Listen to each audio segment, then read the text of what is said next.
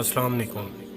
हकीकत की तलाश में खुश आमदीद। अपनी आज की इस वीडियो में हम दुनिया की तारीख में रोनमा होने वाली वबाओं का जायज़ा लेंगे जिन्होंने बनी नौ इंसान की जड़ों को खोखला करके रख दिया। शुरू करने से पहले मैं चाहूँगा कि आप हमारे चैनल को सब्सक्राइब करें और बेल के बटन को दबाएं ताकि आपको हमारी नई वीडियो का नोटिफिकेशन मिलता रहे। दुनिया की तारीख में बहुत सी वबाएँ ऐसी भी रोनमा हुई हैं जिन्होंने आलमी वबा की शक्ल इख्तियार कर ली थी।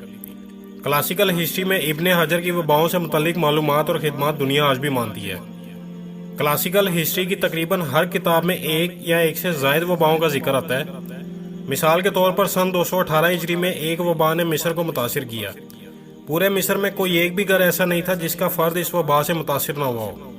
यहाँ तक कि उस वक़्त के मिस्र के गवर्नर और दीगर अहदेदारान भी इस वबा के बायस ज़िंदगी की बाजी हार गए। 228 हिजरी में वही वबा आज़रबाईजान में नमूदार हुई। कहते हैं कि वहाँ लोगों की इतनी बड़ी तादाद इस वबा के बायस ख़त्म होगी कि उनके पास मरने वाले के लिए कफन तक नहीं बचा था। कोई मुर्दों को दफनाने वाला भी नहीं था। 406 हिजरी में बसरा को एक वबाई बीमारी ने हिला कर रख दिया।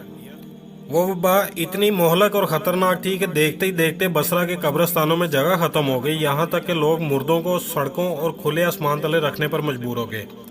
तारीख की किताबों में आता है बसरा में इस वबा से अगर किसी घर के सारे अफराद मारे जाते तो लोग सिर्फ उस घर का दरवाज़ा बंद कर देते, गोया उनका घर ही उनके लिए कब्र करार दे दिया जाता। 448 हिजरी में ही बनी नौ इंसान को एक और वबा का सामना करना पड़ा जिसमें मिस्र और उंदलस भी शामिल थे। इमामुल ज़हबी अपनी किताब में लिखते हैं मिस्र और उंदलस के लोगों को एक ऐसी वबा का सामना था जिसे लोगों ने ना पहले देखा था ना सुना था। ये वबा इतनी भयानक शक्ल इख्तियार कर गई थी कि मस्जिदों तक को बंद कर दिया गया, क्योंकि मस्जिद में इबादत के लिए कुछ जिंदा ही नहीं बचा था। लोगों की बहुत बड़ी तादाद इस वबा का शिकार हो गई और बाकी बच जाने वाले लोग दूसरे मकामात की तरफ हिजरत कर गए। दुनिया ने और भी बहुत सी वबाओं का सामना किया है, लेकिन अब मैं ब्लैक डेथ के नाम से मशहूर वबा का जिक्र करूंगा जो 8 सदी हिजरी में और 14वीं सदी ईस्वी में नमूदार हुई। ब्लैक डेथ नामी ये वबा यूरोप से शुरू हुई और देखते ही देखते इसने पूरी दुनिया को अपनी लपेट में ले लिया। ये वबा अब तक की दुनिया की खतरनाक तरीन वबा समझी जाती है। मशहूर तारीखदान अल मुकरेजी अपनी किताब में लिखते हैं कि ये वबा इतनी शदीद और तबाहकुन थी कि ज़्यादातर इलाकों में अजान को रोक दिया गया। पूरे के पूरे मुल्क में लोग अजान भी नहीं देते थे। कुछ इलाके ऐसे थे जहाँ पूरे शहर में सिर्फ एक अजान दी जाती। मसाजिद की बहुत बड़ी तादाद को बंद कर दिया गया। सिर्फ मसाजिदें नहीं, तमाम मज़ारात और दरबारों को भी बंद कर दिया गया। सो आज हमें जिस वबा का सामना है ये हमारे लिए नई नहीं, चाहे ये खुद इंसान की बनाई है या फिर आसमानी आफत।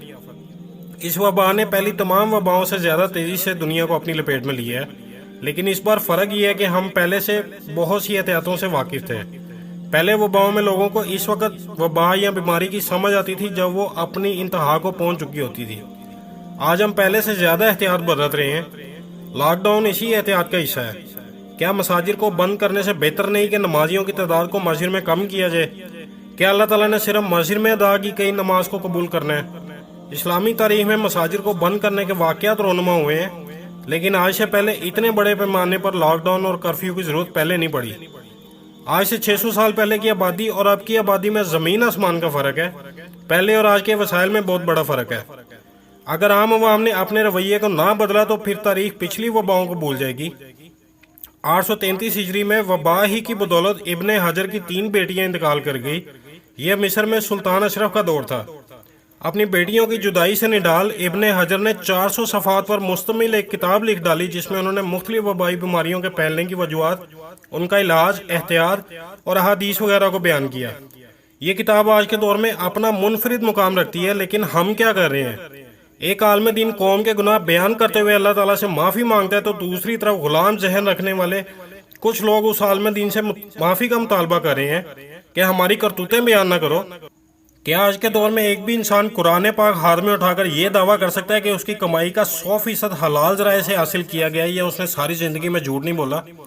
सिर्फ पाकिस्तान, इंडिया, कश्मीर या एशिया ही नहीं, पिछली 5 दहाइयों में पूरी दुनिया में रोनमा होने वाले गैर मामूली हालात का जायज़ा लेकर देख लें। आपको सब कुछ रोज़े रोशन की तरह यहाँ हो जाएगा। आजकल नया ड्रामा चल रहा है कि यह वबा इंसान की अपनी बनाई है। आप मुझे ये बताएं कि क्या कोई इंसान कुछ चाह भी सकता है अगर अल्लाह ना चाहे? अल्लाह ताला ने इस अज़ाब को हम पर हमारे अपने अमाल की वजह से नाजिल किया है। किसी के लिए वबा अज़ाब बन जाती है और किसी के लिए अल्लाह ताला की रहमत बन जाती है। آپ کے ذہن میں آ رہا ہوگا کہ وبا رحمت کیسے بن سکتی ہے، تو میں یہاں صحیح بخاری کی حدیث بیان کروں گا۔ آپ سے طاعون کے بارے میں پوچھا گیا، یاد رہے وبا کو عربی میں طاعون کہتے ہیں۔ آپ نے کہا کہ طاعون یہ عذاب ہے جن لوگوں کے لیے اللہ چاہے، اور یہ رحمت ہے جسے اللہ تعالیٰ نے یقین کرنے والوں کے لیے بنایا ہے۔ اس میں کہیں اس بات کا ذکر نہیں کہ یہ تمام کفار یا تمام عالم کے لیے عذاب ہے۔ یہ عذاب ہے جن کے لیے اللہ چاہے، اور یہ رحمت ہے یقین کرنے والوں کے لیے۔ آج ہمیں دیکھنا ہوگا کہ کیا یہ وبا ہمارے لیے عذاب ہے یا پھر رحمت۔ اس کو جاننے کا بھی آسان طریقہ ہے کہ ان دنوں اپنے روز و شب اور عبادات میں ہونے والے فرق کو دیکھ لیں، آپ کو سمجھ آ جائے گا۔ ابن حجر اپنی کتاب میں لکھتے ہیں، حضور پاک صلی اللہ علیہ وسلم نے فرمایا، جو بھی انسان وبا سے متاثرہ علاقے میں رہتا ہے، صبر اختیار کرتا ہے اور اللہ تعالیٰ سے اس کا اجر کا طلبگار ہوتا ہے، پھر اگر اس وبا سے اس کی موت واقع ہو جائے تو وہ شہید کہلائے گا۔ صبر کس چیز کو کہتے ہیں کہ تب تک کچھ نہیں ہو سکتا جب تک اللہ نہ چاہے۔ آج جو بھی مسلمان تقوی اور صبر کا دامن تھامے اس وبا کی وجہ سے اپنی زندگی کی بازی ہار رہا ہے تو اس کا مقام شہید جیسا ہے۔ اللہ تعالی ہم سب کے حال پر رحم فرمائے۔